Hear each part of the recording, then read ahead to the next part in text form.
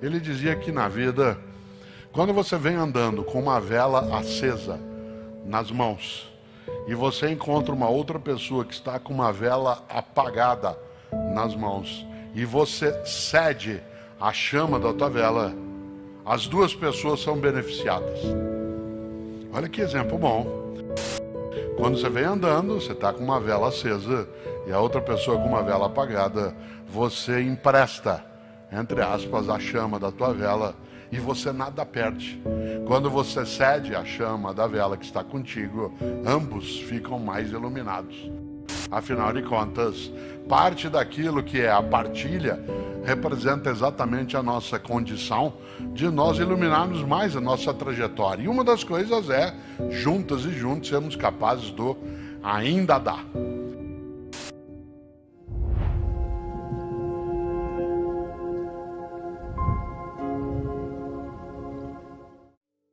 Nós estamos num ano em que temos eleições gerais na nossa nação. Isso é importante, né, numa democracia. E eu acho que um dos programas de formação da vida mais belos que eu já vi foi trazido um dia por Jesus de Nazaré. Uma pessoa que não tinha um mandato, que não estava vinculado a algo que hoje a gente chamaria de política institucional, mas que, é claro, fazia política no sentido mais belo que os gregos trouxeram. Vocês sabem que a palavra política, né, no grego antigo equivale à palavra cidadania no latim antigo. É que uma é grega, outra é latina. Polis é comunidade de vida. Eu acho engraçado que algumas pessoas dizem assim: eu não me meto em política, o que eu quero é fazer cidadania. Se ela estudasse um pouco mais de idiomas antigos, ela ia entender que nós estamos falando da mesma coisa, só que uma é em grego e outra em latim. A sensação que dá é que política é uma coisa feia, suja, não merecida, e cidadania é uma coisa elevada. E ela significa o mesmo, com uma diferença: o idioma de origem e o uso que nós damos no cotidiano. Mas quando Jesus de Nazaré, ele interfere na vida da comunidade, ora, Jesus de Nazaré, utilizando o termo histórico, foi capaz de algumas mensagens para implantar a perspectiva de a vida devia ser melhor, e será. Uma delas aparece num dos 4 evangelhos, o único que não é sinótico, né? Não é como o evangelho de Marcos, de Mateus ou de Lucas, que é o evangelho de João, que é o evangelho um pouco mais filosófico para quem já o leu, né? Ele tem uma marca de reflexão muito embasada no que a gente chamaria, né, de filosofia e teologia mais adiante. E no evangelho de João há ali algo, repito, tanto faz se você tem religião ou não, porque isso é uma escolha tua, mas que algumas mensagens, elas são fundas, vindas de vários lugares, e uma é essa que eu vou dizer: Jesus de Nazaré. Há um registro no Evangelho de João, capítulo 10, versículo 10. Algo atribuído a Jesus de Nazaré, que eu acho magnífico como proposta de convivência, de vida, portanto, uma ação política, não necessariamente partidária, né? Porque isso é outra forma de fazer, é um dos modos de fazer política. E o grande, o especial, Jesus diz: quero que tenhais vida e vida em abundância. Eu acho isso genial. Quero que tenhais vida e vida em abundância. Quero que tenhais vida, já se tem, basta viva ou vivo estar. Mas a frase mais marcante é: não é qualquer vida, não é mini vida, subvida, banal vida, vida de miserabilidade, de dolo, apenas, exclusivamente aquilo que machuca. Quero que tenhais vida e vida em abundância. Você sabe o que é abundância? Abundância não é exagero, não é desperdício. Abundância não é de modo algum o luxo descartável. Abundância é suficiência. Abundância é suficiência. Uma das coisas mais marcantes é lembrarmos que para que a vida seja melhor, e será, nós temos de ser capazes de partilha, para que a vida ela tenha a marca da suficiência, suficiência de afetos, suficiência de condições materiais, suficiência de dignidade, suficiência Digo de novo, a abundância de modo algum é exagero, é descarte, é aquilo que sobra à toa. Uma vida abundante é aquela na qual não haja carência de alternativa. Se você e eu tivermos uma carência de alimento, de abrigo, de cuidado de saúde, de afeto, a abundância é exatamente quando há suficiência. E eu estou dizendo isso por uma razão, porque pessoas que têm mais idade como eu, talvez se lembrem do que eu vou dizer agora. Nosso país, nos 50 anos mais recentes, ele teve uma progressão econômica inédita no tempo anterior.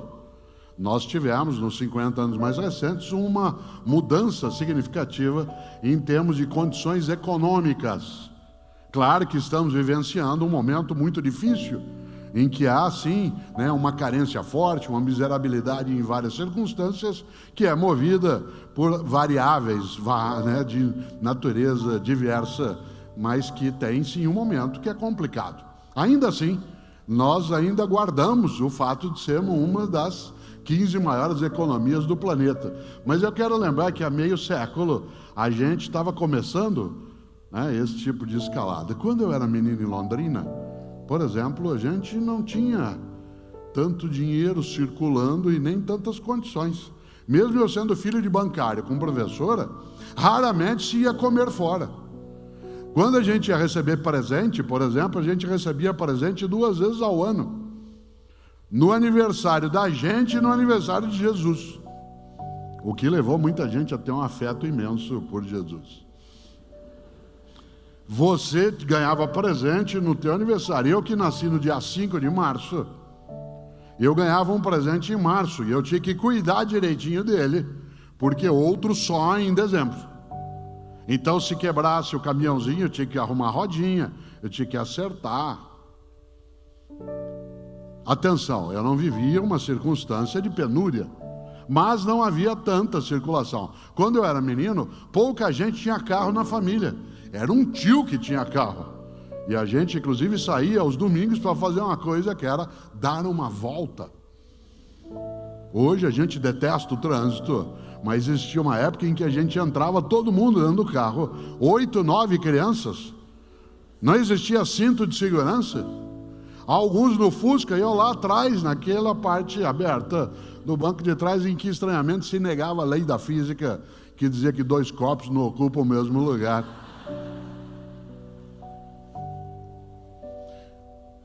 A gente não tinha tanta fartura. Quem aqui foi formado em famílias de pessoas que tiveram que trabalhar na roça, arrumar as coisas, foram para o campo, sabe o que significa? Hoje, mesmo pessoas com uma condição econômica menor são capazes de ter mais bens, menos do que precisariam, mas mais do que já se teve. Por exemplo, vários de nós, quando crianças, repito, não era uma família que não tivesse recursos, a gente tinha um sapato ou 2, tinha uma calça ou 2. Nesse sentido, não havia a ideia de abundância como excesso. E aí tinha uma coisa que tem a ver com o que eu estou dizendo agora, e com essa expressão magnífica de Jesus, que era que tenhais vida e abundância, para a gente fazer uma vida melhor. Faça o teu melhor, uma vida que não seja medíocre. Por exemplo, a gente quando ia comer fora, não era uma coisa óbvia comer fora. Comer fora de casa, a gente ia 1, 2 vezes no ano. E era um momento especial em que se fazia isso. Aliás, o lugar onde eu ia em Londrina com a família, eu tenho memória disso até hoje, quando eu tinha 6, 7 anos de idade, era uma churrascaria, a primeira de Londrina, chamada, olha que nome criativo, Churrascaria Gaúcha. Churrascaria Gaúcha. A primeira vez que eu vi espeto corrido foi em Maringá, num posto de gasolina que existe até hoje, chamado Fim da Picada. E era o fim da picada, no sentido literal do termo, a cidade acabava ali, a picada terminava ali. E a gente, quando podia ir a um lugar desse, era uma alegria. Durante o ano inteiro, onde que a gente almoçava no final de semana, para descansar um pouco, a família inteira, na casa dos outros. Ou vinham na nossa casa, mas com uma coisa maravilhosa. Não dava para quem recebia bancar toda a comida, porque nós éramos 10, 12, 15 pessoas, 20. E a gente alternava as casas no final de semana, casa de tia, de parente, de amigo. E aí tinha um milagre que é especial. Como não dava para quem recebia bancar tudo, cada família levava alguma coisa. Cada um levava uma coisa. A família levava uma lasanha, outro levava um frango, outro levava um lombo, a outra família levava uma macarronada, outra uma maionese de batata. E aí servia para todo mundo. E agora vê o milagre. Cada uma levava uma coisa, e na hora de ir embora, todo mundo levava mais do que tinha trazido. Cada um levava uma coisa, e na hora de ir embora, todo mundo levava mais do que tinha trazido. Cada um de nós levava um pouco, e quando ia embora, levava mais do que tinha trazido. Porque cada um de nós, cada família levava para casa uma matula, um farnel, uma marmita. Tinha um milagre aí. O que há por trás disso é uma coisa chamada partilha. Por que é que sobrava? Porque como todo mundo tem alguma coisa, e quando a gente junta é suficiente, ainda sobra. Aliás, os cristãos contam uma coisa maravilhosa. Um milagre feito por Jesus de Nazaré, que é o de multiplicação de pães e peixes. Em alguns dos relatos, vocês se lembram, os discípulos chamam Jesus num canto e dizem, ó, tem 10 mil pessoas aí. E eles estão com fome, eles não querem ir embora. Bom, nem eu iria se eu ouvisse alguém falar sobre fraternidade, vida decente, solidariedade, não exclusão. Também ficaria eu. E aí os discípulos, segundo os relatos, disseram, ó, o povo não quer ir embora, quer comer. E aí Jesus pergunta, o que tem para comer? Ah, tem aí alguns pães e alguns peixes. O que eles falaram? O que nós podemos fazer? Ele disse, vocês vão, entrem, recolham o que tem na multidão e distribuam. Diz o relato que não só todo mundo comeu, como sobrou. Cesto de pão e de peixe. Qual é o milagre? Jesus, vou usar o termo técnico, de modo taumatúrgico, isto é, milagreiro, foi lá, pôs a mão e fez 2 pães virarem 500. Não, o milagre é outro. É um milagre que você e eu podemos fazer também, se a gente entende esse ensinamento, que é o milagre da partilha.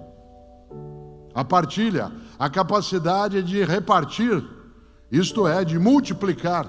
Porque quando você divide, você diminui, mas quando você multiplica, você faz crescer.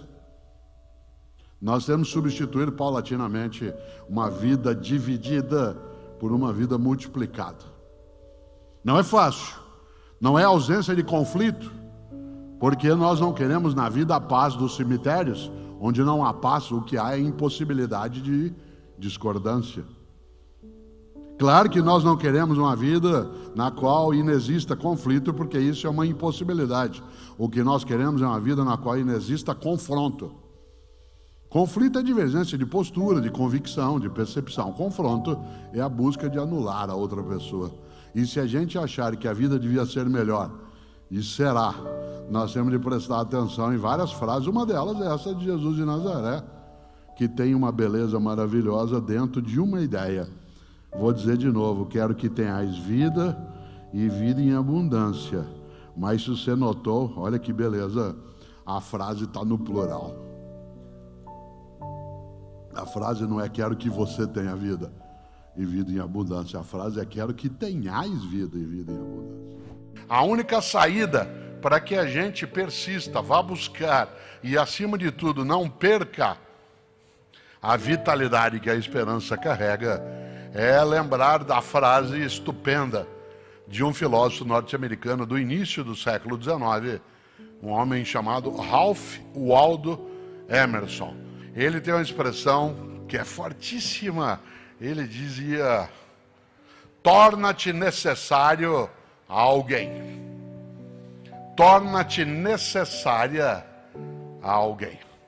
A única maneira de você e eu não sentirmos nossa vida perder tempo, esvair-se, ser inútil, banal ou autocentrada de modo exclusivo é tornar-se necessária, tornar-se necessário a alguém.